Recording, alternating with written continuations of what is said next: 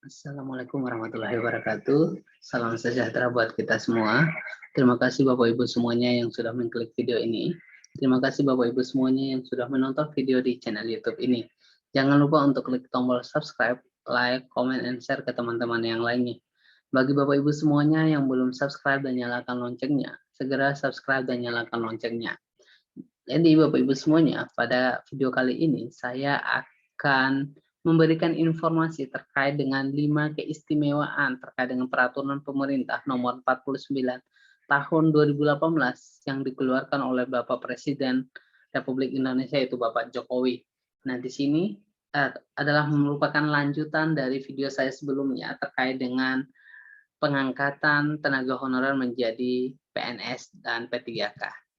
Nah, Bapak Jokowi telah mengeluarkan peraturan pemerintah nomor 49 tahun 2018 tentang manajemen pegawai pemerintah dengan perjanjian kerja atau P3K. Nah, peraturan baru ini diharapkan mampu meningkatkan kualitas hidup para pegawai honorer yang bekerja di badan pemerintahan. Jadi, tujuan diterbitnya peraturan pemerintah nomor 49 tahun 2018 ini adalah agar dapat meningkatkan kualitas hidup para pegawai honorer yang bekerja di badan pemerintahan. Nah, kemudian berikut 5 keistimewaan peraturan pemerintah nomor 49 tahun 2018 pada pegawai honorer. Nah, yang pertama adalah pegawai honorer berubah status menjadi P3K. Nah, pegawai honorer di lembaga pemerintahan akan diikutkan seleksi merit atau setelah lulus seleksi, pegawai honorer akan menjadi aparatur sipil negara berstatus pegawai pemerintah dengan perjanjian kerja atau P3K. Jadi ketika pegawai honorer berubah status menjadi P3K, ini harus mengikuti beberapa kriteria dan syarat yang telah ditentukan. Jadi kriteria dan syarat bagaimana ikut seleksinya. Jadi Bapak Ibu semuanya bisa lihat di video saya yang sebelumnya yang membahas tentang pemerintah akan mengangkat tenaga honorer menjadi menjadi PNS dan P3K. Jadi Bapak Ibu semuanya bisa lihat di sana bagaimana kriterianya, bagaimana seleksi untuk pengangkatan tenaga honorer tersebut. Nah, keistimewaan yang kedua adalah terkait dengan usia pelamar yang lebih fleksibel. Jadi menurut peraturan pemerintah nomor 49 tahun 2018 ini bahwa pegawai honorer yang ingin menjadi ASN berstatus P3K tidak dibatasi usianya seperti pelamar CPNS. Jadi kalau pelamar CPNS kita tahu hanya 35 tahun, maksimal 35 tahun untuk jenjang S1. Jadi itu udah maksimal umurnya 35 tahun. Jadi kebijakan baru ini mengarahkan P3K untuk mengisi jabatan pimpinan tinggi dan jabatan fungsional tertentu. Nah, batas usia pelamar P3K terendah adalah 20 tahun dan tertinggi adalah 1 tahun sebelum batas usia pensiun jabatan tersebut. Jadi paling maksimum itu adalah 1 tahun sebelum batas usianya. Nah, yang ketiga terkait dengan membuka peluang yang lebih luas. Jadi keistimewaan dari PP ini adalah dapat membuka peluang yang lebih besar atau yang lebih luas. Nah, dengan tidak dibatasinya usia tadi, usia pelamar tadi, P3K diharapkan mampu diisi oleh pekerja dari kalangan profesional yang ingin menjadi aparatur sipil negara. Jadi tujuan dari P3K PP nomor 49 tahun 2018 ini adalah terkait dengan peluang yang lebih luas ini, artinya bahwa tidak ada pembatasan usia. Jadi siapapun bisa melamar, yang penting sesuai dengan kriteria dan mengikuti syarat atau seleksi yang akan dilakukan pemerintah. Jadi dengan adanya P3K ini diharapkan mampu diisi oleh para pekerja dari kalangan yang profesional yang ingin menjadi ASN.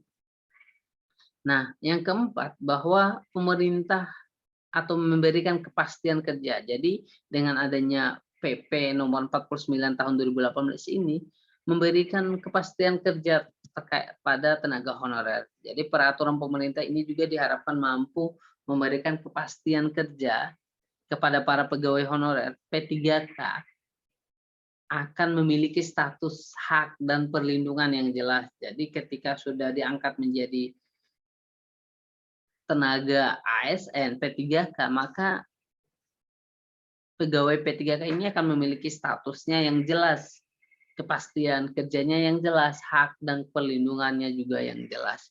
Jadi mudah-mudahan Bapak Ibu semuanya yang tenaga honorer bisa menjadi tenaga ASN atau P3K sehingga memiliki status hak dan perlindungan yang jelas terkait dengan pekerjaannya.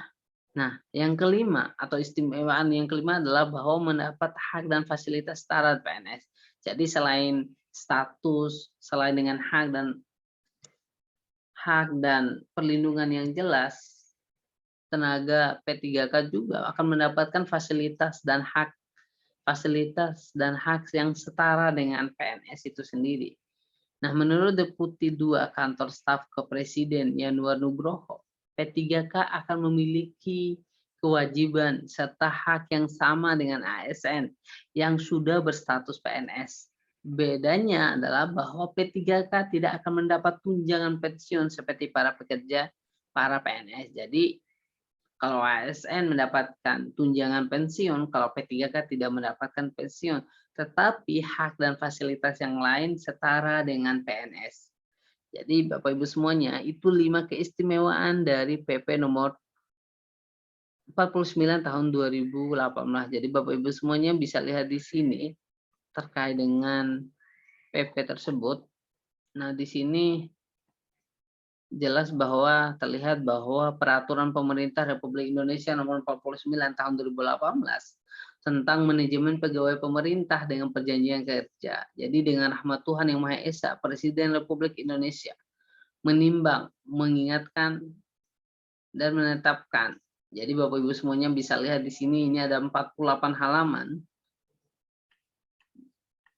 Nah, jadi ini ada terkait dengan manajemen dari P3K, jabatan ASN yang dapat diisi oleh P3K adalah jabatan fungsional dan jabatan PP. Nah, selain jabatan sebagaimana dimaksud pada ayat 1 tadi, Menteri dapat menetapkan jabatan lain yang dapat diisi oleh P3K. Jadi selain dua ini, Menteri juga bisa menetapkan status yang lain.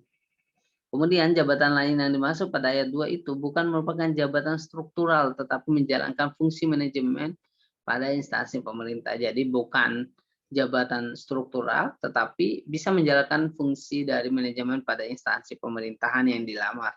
Nah, manajemen P3K itu meliputi apa aja? Yang pertama adalah terkait dengan penetapan kebutuhan, pengadaan, penilaian kinerja, penggajian dan tunjangan, pengembangan kompetensi, pemberian penghargaan, disiplin, pemutusan, hubungan perjanjian kerja, dan perlindungan. Jadi ini ada 9 terkait dengan atau liputan yang mencakup terkait dengan manajemen P3K itu sendiri. Nah, jadi ini ada bab 2 juga terkait dengan penetapan kebutuhan. Nah, jadi setiap instansi pemerintah wajib menyusun kebutuhan jumlah dan jenis jabatan P3K berdasarkan analisis jabatan dan analisis beban kerja. Jadi pemerintah, instansi pemerintah wajib menyusun atau membuka formasi sesuai dengan kebutuhan analisis jabatan dan analisis beban kerja yang dilakukannya. Nah, penyusunan kebutuhan jabatan P3K yang dimaksud pada ayat 1 dilakukan untuk jangka waktu 5 tahun yang diperinci per 1 tahun berdasarkan prioritas kebutuhan. Nah, jadi Bapak Ibu semuanya di sini ada bab 3 tentang pengadaan. Setiap warga negara Indonesia mempunyai kesempatan yang sama untuk melamar menjadi calon P3K setelah memenuhi persyaratan. Jadi semua orang, semua masyarakat itu bisa memiliki hak yang sama, kesempatan yang sama, peluang yang sama untuk melamar menjadi P3K, tetapi dengan syarat dan ketentuan yang berlaku. Nah, pengadaan calon P3K merupakan kegiatan untuk memenuhi kebutuhan pada instansi pemerintahan. Pengadaan P3K sebagaimana dimaksud pada ayat 1 dilakukan melalui tahapan perencanaan, pengumuman lowongan, pelamaran, seleksi, pengumuman hasil, dan pengangkatan. Jadi, pertama-tama perencanaan, baru pengumuman lowongan yang sudah dibuka terkait dengan formasi yang akan dibuka, kemudian pelamaran, seleksi, pengumuman hasil, dan pengangkatan. Nah, jadi di sini Bapak Ibu semuanya juga bisa baca lebih lengkap, lebih detail, dan lebih fokus terkait dengan PP nomor 49 tahun 2018 yang dikeluarkan oleh Bapak Presiden Jokowi. Jadi perencanaan pengadaan P3K dilakukan dengan menyusun dan menetapkan perencanaan pengadaan P3K.